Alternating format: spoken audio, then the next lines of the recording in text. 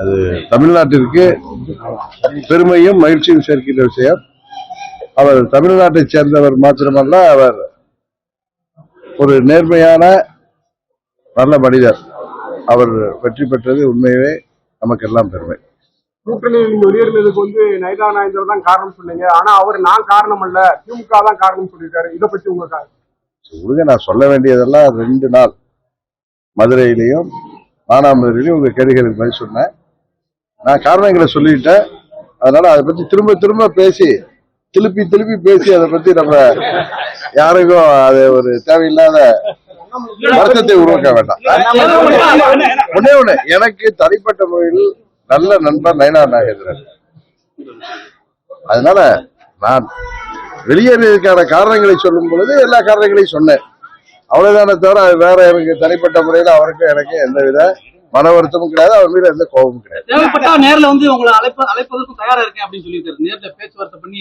என் number அவர்கிட்ட இருக்கு. அவர் என்கிட்ட எப்ப வேணாலும் பேசலாம். நண்பரா என்ன சந்திக்கலாம். அண்ணாமலை அவங்க பேசும்போது நீங்க சொல்லும் போது என்ன சொல்லிருக்கீங்க, அவர் அரவணைச்சு போனான்னு சொல்லிருந்தீங்க.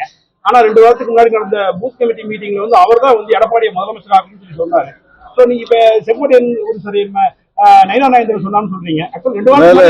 இல்ல 22ஆம் தேதி இங்க பேசினாரு திருநெல்வேலியில. அதே அடுத்த நாள் நண்பர் அண்ணாமலை எனது சொந்த கருத்து எது வேண்டுமானாலும் இருக்கலாம், நான் கட்சிக்கு கட்டுப்பட்டு கட்சிக்கு கட்டுப்பட்டு போறான்னு சொல்லியிருக்கேன். திரும்ப நீங்க திருப்பி இதையே கேட்டு போர் அடிக்காதீங்க. விடுங்க, வேற எதுவும் புதுசா கேள்வி தான் கேளுங்க. நான் சொல்ல வேண்டியதெல்லாம் சொல்லி முடிச்சாச்சு. ஆமா, அண்ணன் செங்கோட்டையன் அந்த நல்ல முயற்சி வெற்றி பெற வேண்டும் என்பது அம்மாவின் தொண்டர்கள் அனைவரும் விருப்பம்.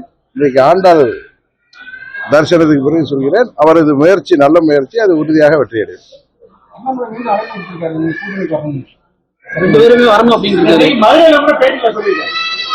மதுரைக்கு வந்திருக்காரா?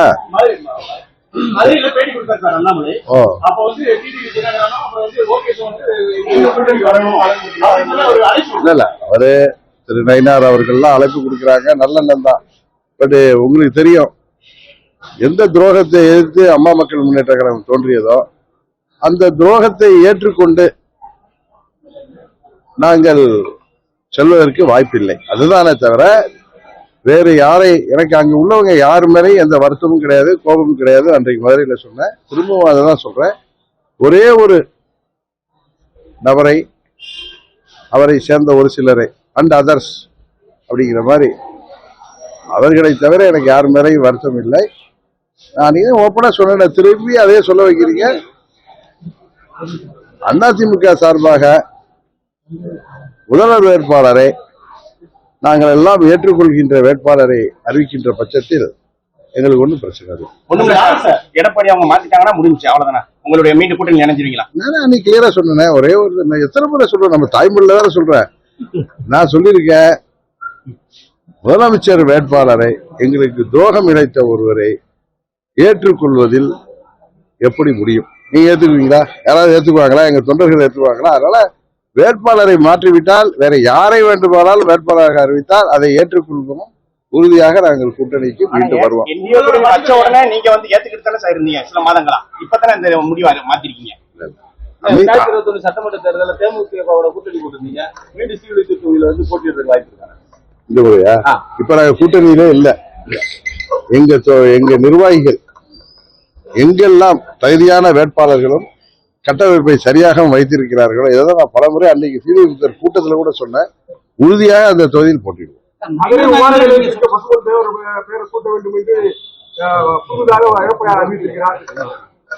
ஏழரை பழனிசாமி இப்படிதான் முன்ன 10% கொடுக்கிறேன்னு சொல்லி 21 தேர்தலுக்கு முன்பு நமது வட தமிழக மக்களை ஏமாற்றினார். அவர் அந்த அரசியல் தவறை செய்த பொழுது தென் தமிழகத்தில் வாழ்கின்ற 105 சமுதாய மக்கள் இதனால் நாங்கள் பாதிப்படைவோம், ஒரு கண்ணுக்கு வெண்ணையும் ஒரு கண்ணுக்கு சுண்ணாம்பு வைப்பேன் என்று இவர் பொய்யாக சொல்கிறார் என்பதை நாங்கள் பல இடங்கள்ல சொல்லியிருக்கோம். அது அந்த அறிவிப்பு, அந்த ஜியோ சட்டபூர்வமாக யாராவது கோர்ட்டுக்கு போனா நிக்காதனால தான் நடந்துச்சு. அது போல 4.5 ஆண்டு முதலமைச்சராக இருந்தப்ப வட தமிழ்நாட்டு மக்களை ஏமாற்றி வாக்குகளை குறிவைத்து தென் தமிழ்நாட்டு மக்களுக்கு அவர் பெரிய துரோகம் இழைத்தார். அவரை பதவியில் அமர்த்தியவர்களுக்கு துரோகம், ஓட்டெடுப்பிலே உதவி செய்தவர்களுக்கு துரோகம், மீண்டும் ஆட்சி தொடர காரணமாக இருந்தவர்களுக்கு துரோகம், அந்த ஆட்சியை 4.5 ஆண்டுகள் காப்பாற்றியவர்களுக்கு துரோகம். துரோகத்தை தவிர வேறு எதுவும் தெரியாத பழனிசாமி இன்றைக்கு 7.5 என்று சொல்லணும், 7.5 சனியம் மாதிரி இங்கு அமைதி பூங்காவாக இருக்கின்ற தென் தமிழ்நாட்டில் தேவையற்ற வசனங்களை எல்லாம் பேசிவிட்டு அவர் முதல்வராவதற்கு வாய்ப்பே இல்லை என்பதை தெரிந்தும் இங்கு அமைதி பூங்காவாக இருக்கின்ற பகுதியில, அதுவும் பசும்பன் தேவர் திருமகனாரின் பெயரில இவர் செய்கிற சமூக விரோத நடவடிக்கைகளை மக்கள் உறுதியாக ஏற்றுக்கொள்ள மாட்டார்கள். இது ஒரு சமூக விரோத அறிவிப்பு. எல்லா சமுதாயங்களும் சேர்ந்து தேவரை மதிக்கின்ற பூமியில தேவையில்லாமல் ஒரு சகோதரர்களாக வாழக்கூடிய இந்த பூமியில அவர் தேவையில்லாமல் தேசிய தலைவர் பசும்பன் ஐயா அவர்களுக்கு இழுக்கு ஏற்படுகின்ற விதமாக அவர் ஒரு அறிவிப்பை கொடுத்திருக்கிறார். ஏன்னா பசும்பன் தேவரையா என்பவர் தேசியத்தை தெய்வீகத்தையும் கூட தெய்வ மகனாக விளங்கக்கூடியவர். ஐயா பசும்பன் தேவராக இருக்கட்டும், கப்பலோட்டிய தமிழர் வஉசியாக இருக்கட்டும், பெருந்தலைவர் காமராஜராக இருக்கட்டும், அதுபோல சுதந்திர போராட்ட வீரர்கள் கூலித்தேவராக இருக்கட்டும், முத்துலிங்கமாக இருக்கட்டும், ஒண்டி வீரனாக இருக்கட்டும், அழகு முத்துக்கோனாக இருக்கட்டும், எல்லோரும் சமுதாயத்தெல்லாம் கடந்து அவர்கள் எல்லாம் நாட்டிற்காக உழைத்த தலைவர்கள். அவர்களை ஒரு குறுகிய வட்டத்தில் ஜாதி வட்டத்திலே அடைத்து நமக்குள் சண்டை இல்லாமல் அவர்கள் என்ன காரணத்திற்காக நமது தேசத்திற்காக, நாட்டிற்காக, மக்களின் நலனுக்காக அவர்கள் உழைத்தார்களோ அதையெல்லாம் மனதில் கொண்டு அனைவரும் இங்கே சகோதரர்களாக இருக்க வேண்டும் என்பதுதான் ஒவ்வொரு கட்சியின் நிலைப்பாடாக இருக்க முடியும். தேர்தல் என்பது அதில் வாக்கு பெற வேண்டும் என்பதற்காக குறிவைத்து சில அறிவிப்புகளை வெளியிட்டு தேவையில்லாமல் இங்கு உள்ள சமுதாய மக்களிடையே 7.5 பழனிசாமி ஒரு தேவையற்ற சேவைகளை செய்து கொண்டிருக்கிறார். இது என்னை சொல்ல போனால் இங்கே சமூக அமைதியை கெடுக்கின்ற செயலாக எல்லோரும் சேர்ந்து பசும்பொன் ஐயாவை மரியாதை செலுத்தும் பொழுதுதான் அவருக்கு பெருமை. அவர் இது போன்ற சிறுமையான விஷயங்களை ஏற்றுக்கொள்ள மாட்டார்கள்.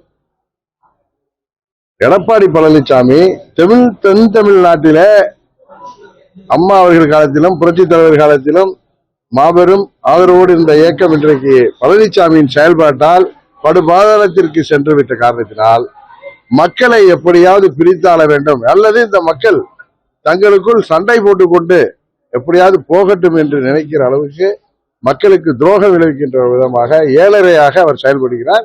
இது வன்மையாக கண்டிக்கத்தக்கது.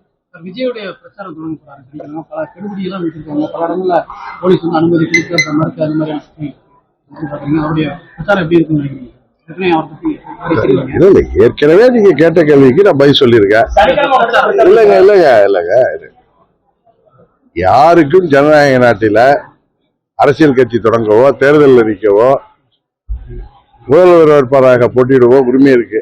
அது போல இருக்கிறப்ப இன்னொரு கட்சி ஆரம்பித்திருக்கிற தலைவரை நீங்கள் ஒருவர் குறைத்து பேசும்போது அதை நான் தட்டி கேட்டேன். ஒன்றே ஒன்று சொல்கிறேன், யாரை பார்த்தும் பொறாமைப்பட வேண்டிய அவசியம் இல்லை. மக்கள் தான் இறுதி எஜமானர்கள். அவர்கள் தான் யாருக்கு வாக்களிக்க வேண்டும் என்று முடிவு செய்வார்கள்.